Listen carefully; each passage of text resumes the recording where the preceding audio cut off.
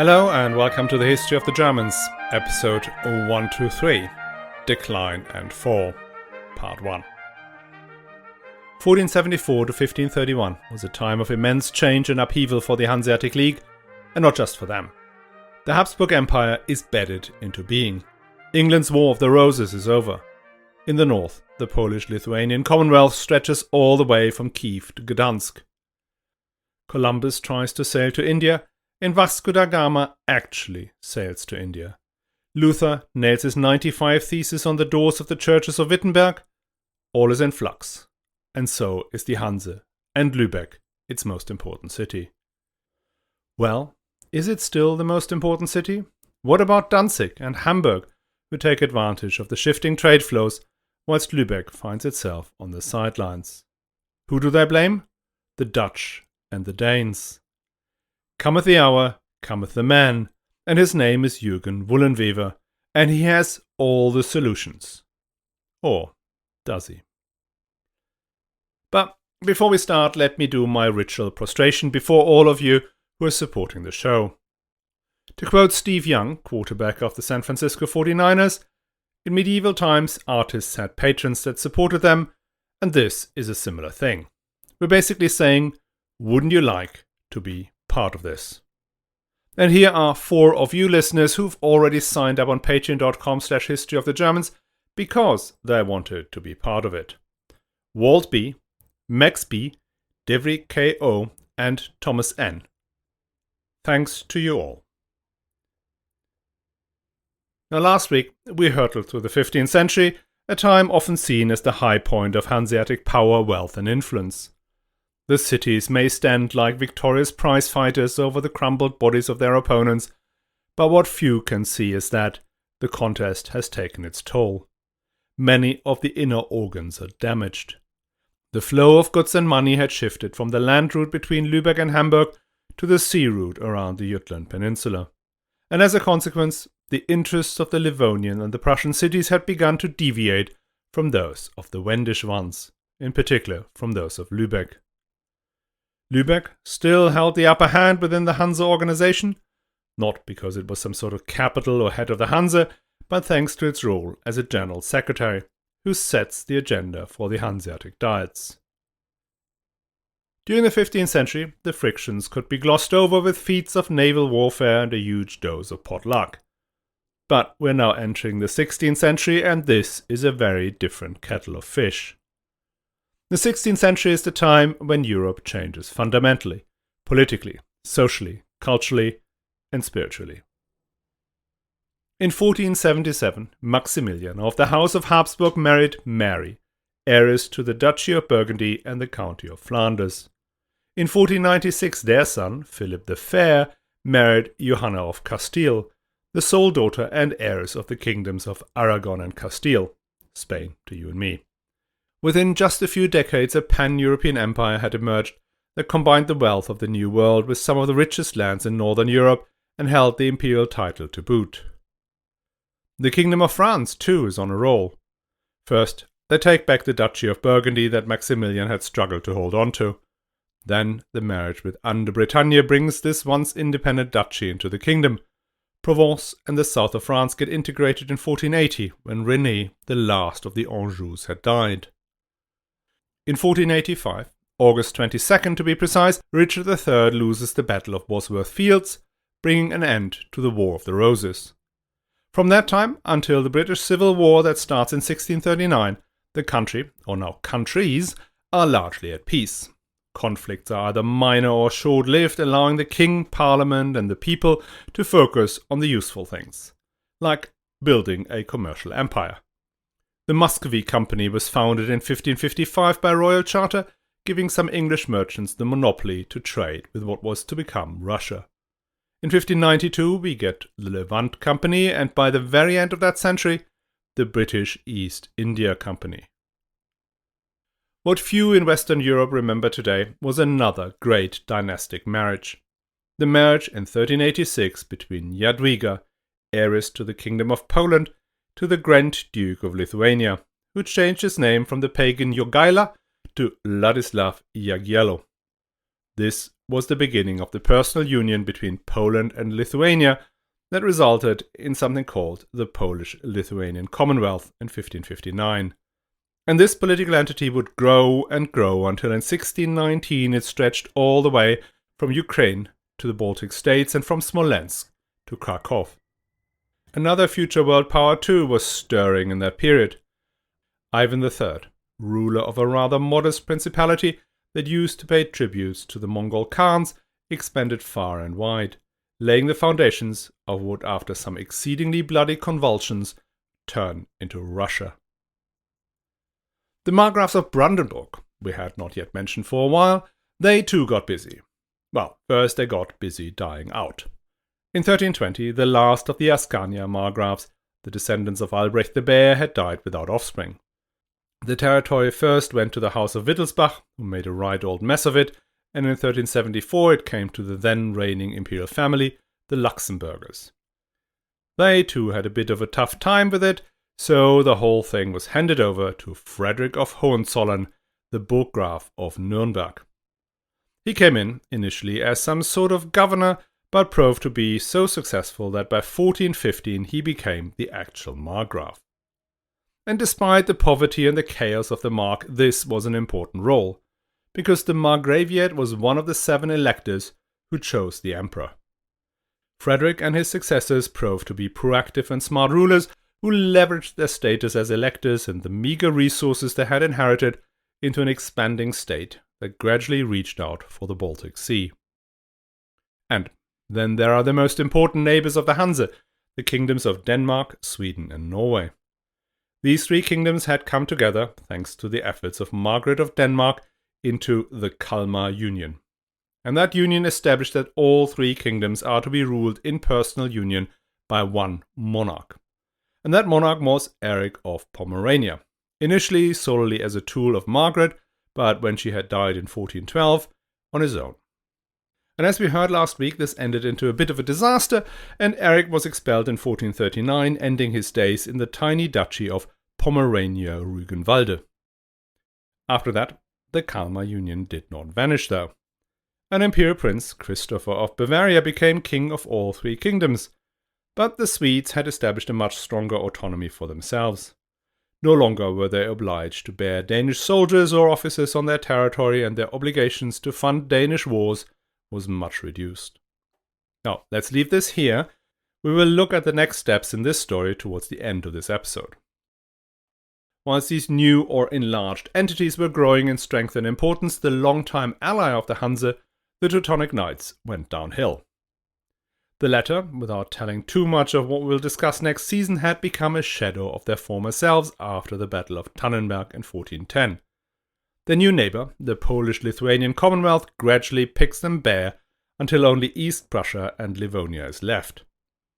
The former ends up as part of the Margraviate of Brandenburg and gives its name, Prussia, to the new state. The Livonian possessions of the Knights come under pressure from Russia and Sweden, are ultimately reduced to the tiny duchy of Kurland. Now these new powers had little tolerance for city freedoms.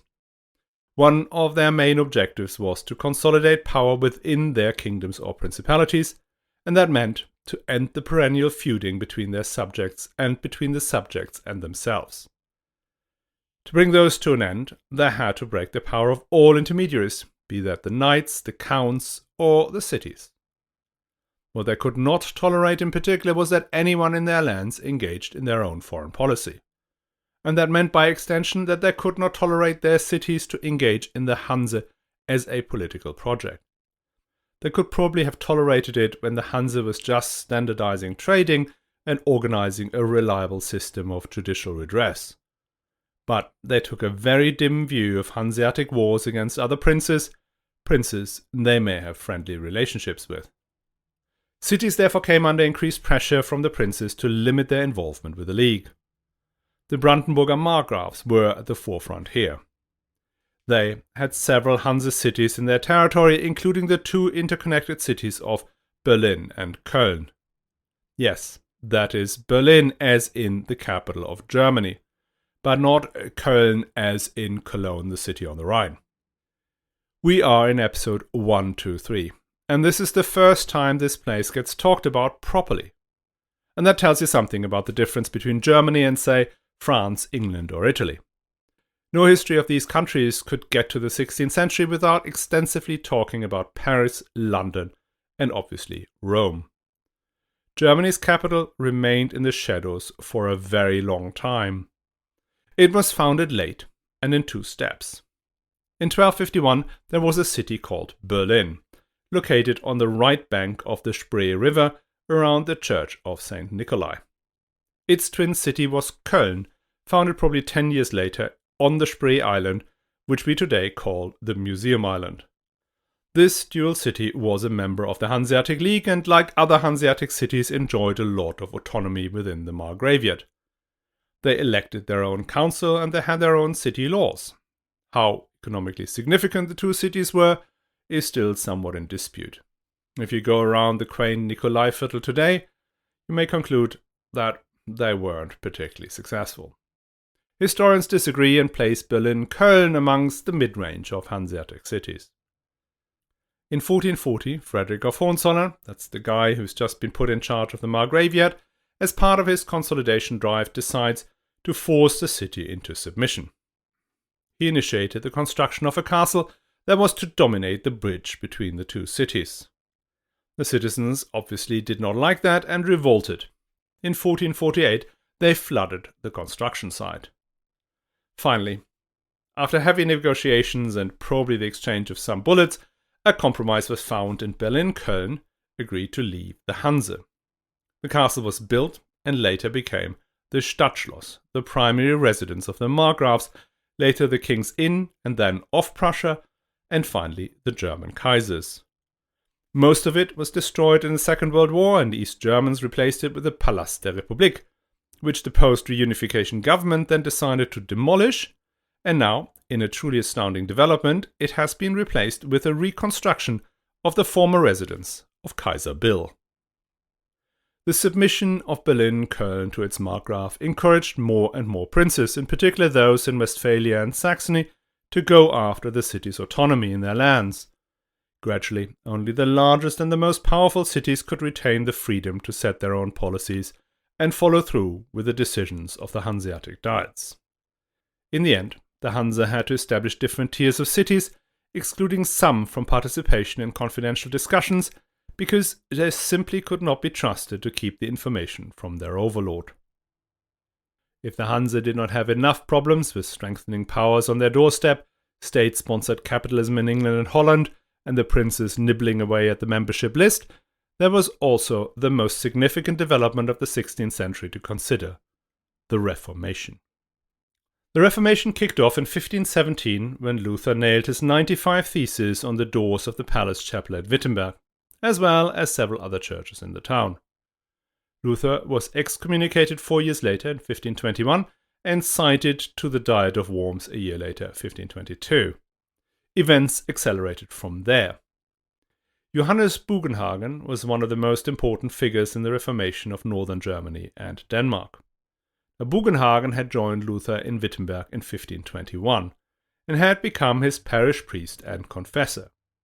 In 1533 he became one of the first Protestant doctors of theology and was an important preacher and practitioner of biblical interpretation. But aside from that, he was also a great organizer. He set up the Lutheran churches in Brunswick in 1528, in Hamburg in 1529, in Lübeck in 1531, in Pomerania in 1535, and in Denmark in 1537. Little shows the speed with which the Reformation spread across the German-speaking world, particularly in the north, than the conversion of the Grand Master of the Teutonic Knights, Albrecht von Brandenburg, to Protestantism in 1525. That's just 8 years after a minor theologian in a smallish university city in Germany had written up his thoughts and publicized them to his fellow academics. That gets us to events in Lübeck itself. There too, the news of the Reformation and the events at the Diet of Worms spread like wildfire. The Patrician Council was opposed to what they called the Lutheran heresy. They feared repercussions from Emperor Charles V, who, after all, ruled the Low Countries, one of the most important export markets for the Hanse. and there were simply conservatives who did not want to upset the existing order, an order under which many of their relatives enjoyed ecclesiastical honours and incomes. The council banned Luther's writing, introduced penalties for anyone who possessed any of his books, and expelled 2 Lutheran preachers. But by 1531 the council crashed again into its perennial problem. They were running out of money. And again, they had to call a committee of this time 64 non-patricians. Those were partially artisans, but also upper middle class, merchants, shippers, and other professionals.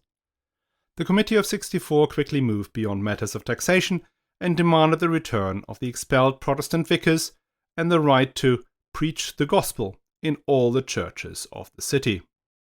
From there, it took only a few months before Bugenhagen arrived and the city became Protestant. Church property was confiscated and the monasteries were dissolved. The committee ordered the churches to be stripped of all its popish frills, yielding a cool 48 tons of gold and silver for the city treasury. Bugenhagen also created a new constitution for the city, which limited the power of the council. From now on, any alliances, ordinances, or borrowing by the council required the consent of the Committee of 64, as well as that of another committee of 100 formed by representatives of the parishes. So by 1531, Lübeck was a fully Protestant city, and the city joined the Hanseatic League, the military alliance of Protestant princes and cities established to protect each other against the backlash from Emperor Charles V. So for the Hanse as a whole, the Reformation caused some serious problems. Whilst some very important member cities like Lübeck, Wismar, Rostock and Brunswick had embraced the Reformation, some, like Cologne, did not want to, and others again were restrained by their Catholic overlords. For instance, Danzig, which was now part of Catholic Poland-Lithuania. If the political situation was already precarious, with territorial princes encroaching onto the Hanse world and the Reformation undermining solidarity of the cities, their economic position was also threatened. In 1492, an Italian navigator in the pay of Ferdinand and Isabella of the newly formed Kingdom of Spain had discovered what he believed was a sea route to India. The discovery of the Americas was one of the reasons that trade shifted towards the Atlantic ports. The other, arguably commercially more important one, was the discovery of an actual route to India, via the Cape of Good Hope, by Portuguese navigators. These events did create a whole new set of trading routes that partially replaced existing channels and brought previously unknown goods onto European tables, leaving aside the avalanche of precious metal that created wave upon wave of inflation.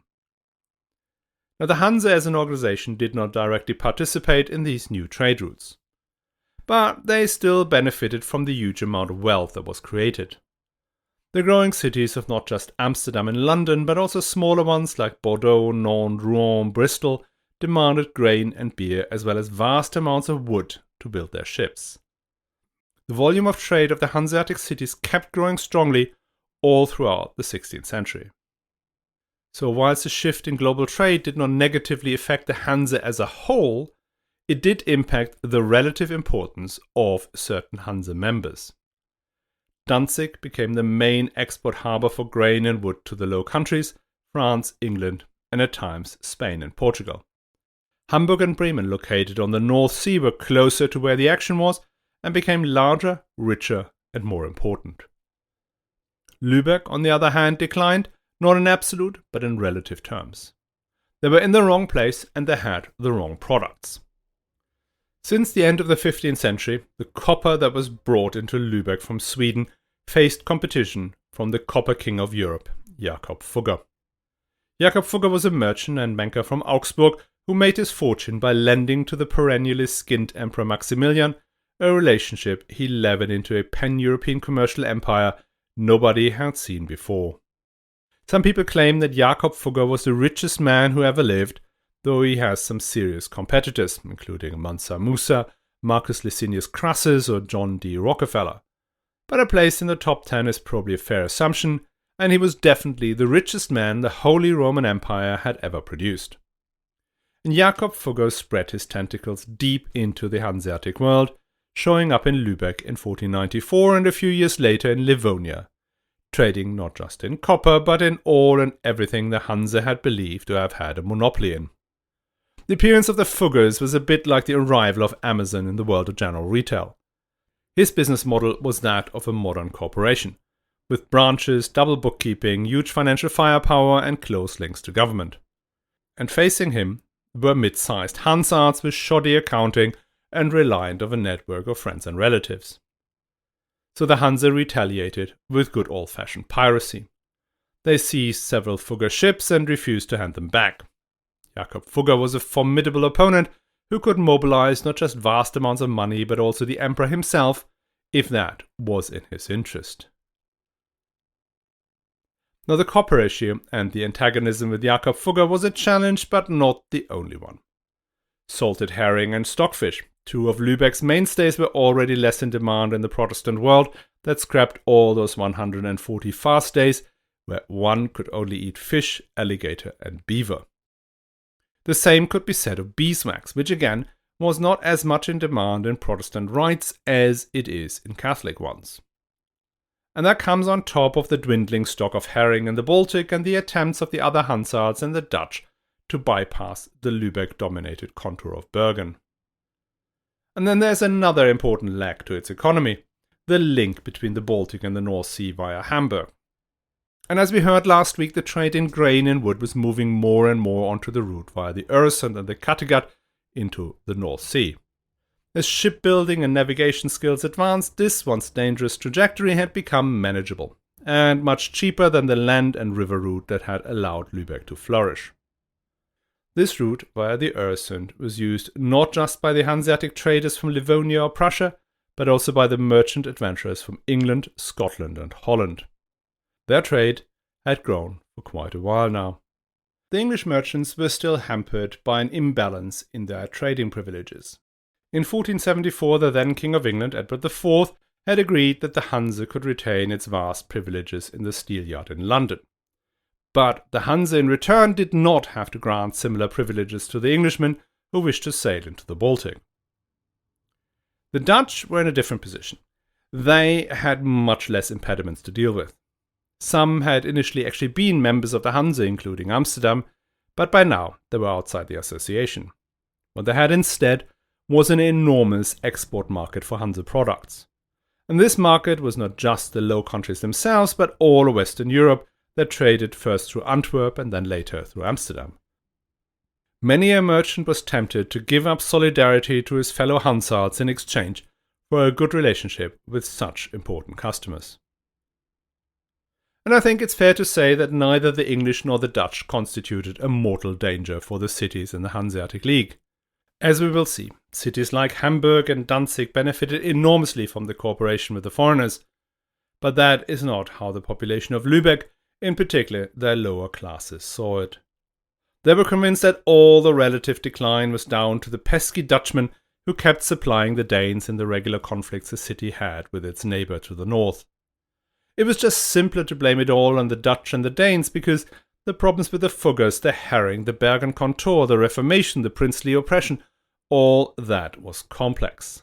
The Dutch and the Danes, that's pretty simple. Everybody can understand that. And cometh the hour, cometh the man, as your run-of-the-mill cricket pundit would say, and that man was Jürgen Wullenwever and his sidekick, Max Meyer. Wullenwever managed to weave all these strains together into one near unbreakable pike he pointed at Denmark, only to find himself and all the ambitions of his adopted hometown kebabbed on it. Jürgen Wullenwever came from a successful family of merchants who'd settled in Hamburg. He was probably born in 1488. We know little about his career apart from the fact that he moved to Lübeck in 1526 and became a citizen there in 1531. Now we do not hear much about his commercial successes, which suggests there weren't many, even though his family was actually growing in prominence in Hamburg. Now, this lack of success may well have fueled his disapproval of the patricians on the council. And as we mentioned before, the years 1526 to 31 is when Lübeck converts to Protestantism. Wullenwever and his family in Hamburg had wholeheartedly embraced the reforms Martin Luther proposed. And because of his sincere conviction and a substantial dose of demagoguery, Wullenwever became a key figure in this transition. He joined the Committee of 64 that represented the artisans and the lesser merchants who were staunchly Protestant, forcing the city to change course. And Wullenweber's moment came when the new constitution that Bugenhagen had drafted is announced. Immediately afterwards, 2 patrician burgomeisters leave the city, and they are followed within a week by the majority of the old city council. And similar as it happened in 1408, the council is then replenished with members of the Committee of 64. And this time the difference is that all these new members are in one way or another beholden to Jürgen Wullenwever. The trader of modest success had managed to become the undisputed dictator of the empire's second city within just 5 years of arriving at the city gates. And 2 years later his position was confirmed when he was elected as Bürgermeister. Now, Pope Leo X, the one who excommunicated Martin Luther, had famously written to his brother Giuliano on the day that he was elected, "God gave us the papacy, now let us enjoy it." Not sure how much Pope Leo X actually enjoyed it in the end, but in any event, by 1531, that's just 18 years later, such a sentiment was definitely no longer appropriate.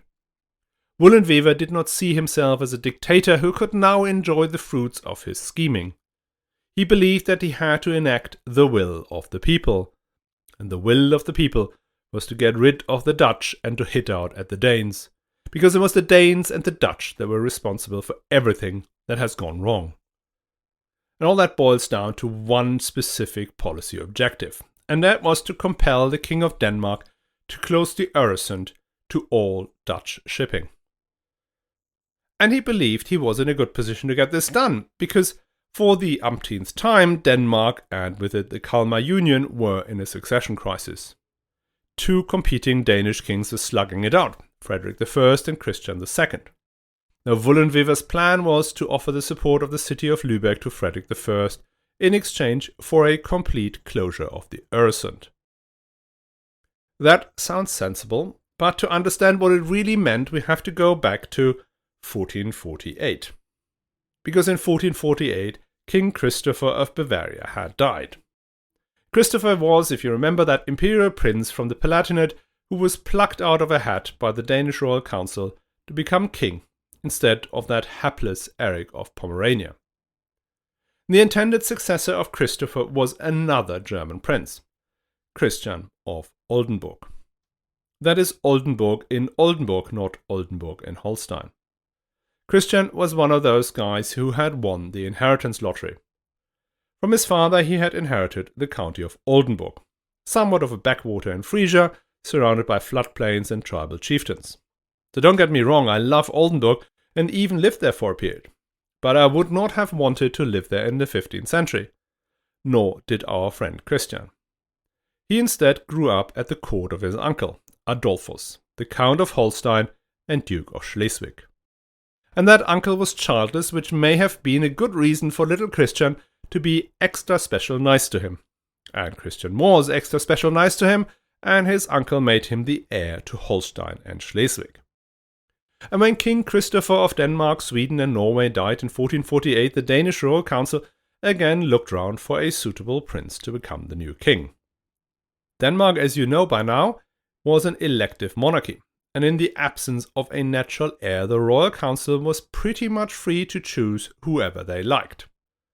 The one they liked was Adolphus of Holstein, partially because he was the most important noble in the region, and secondly, because he would bring Schleswig-Holstein to the Danish crown. Now Adolphus turned him down, citing old age, but then put forward his nephew and heir, Christian of Oldenburg.